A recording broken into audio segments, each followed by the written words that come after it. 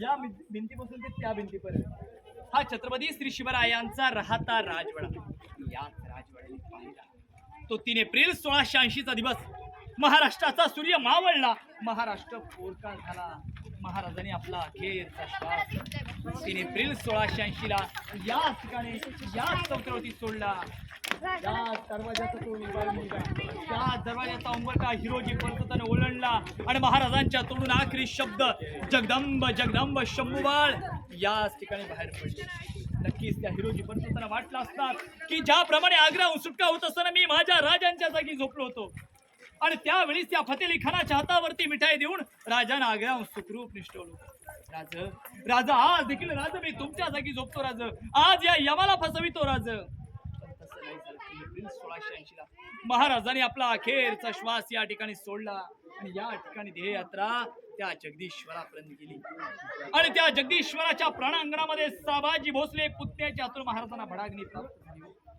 हिंदवी स्वराज्याचे राजे पण पुत्राग्नी सापडले नाही, मंत्राग्नी सापडले नाही. संभाजीराजे पणाल्याच्या नजरकैदेमध्ये होते, किंबहुना त्यांच्यापर्यंत ती बातमीच पोहोचलेली नाही. राजाराम या ठिकाणी होते, राजारामांच्या हातून अग्नी द्यायची होती, पण राजारामांचा मंचारोहण करायचा होता.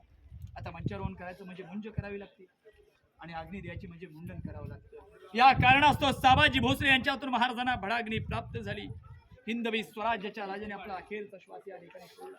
हा दुमजली इमारतीचा राहता राजवाडा होता. याच्यावर एक दुसरा मजला होता, सागवानी लाकडाचा छत होता. मधली दगड दिसतात ना, लाकडी प्लेअर वरच्या मजल्याला आधार देण्यासाठी, आताच्या कॉलम पद्धती. या ठिकाणी 1 नंबरची लागली तुम्हाला दिवाणे, खास खास लोकांची सल्ला मसलत करण्याची जागा. हा जो बोर्डवाले दिसते सचिवालय, कागदोपत्री व्यवहार करण्याची जागा. ज्याच्या साईडला बसलात तुम्ही हे मुक्पाक खाना, किचन रूम आणि हे क्षय रूम, आराम करण्याचं ठिकाण. जात असताना उजव्या साईडला पिण्याचं पाण्याचं, हे डाव्या साईडला पिण्याचं पाण्याचं टाकलं लागतं. जे तळं पाहिलं गंगासागर, तिथून कावडीने पाणी आणून यामध्ये टाकलं जातं. उजव्या साईडला दिसतं स्नानगृह, बाथटब आहे. आपण म्हणतो आमच्याकडे स्विमिंग पूल आहे, पण 400 वर्ष बाथटबची रचना होती आहे. असा हा दुमजली इमारतीचा राहता राजवाडा होता. हे पाहून आपण राणी माला राजवाडा, धान्य कोठार, मीना दरवाजा, पालखी दरवाजा बघायला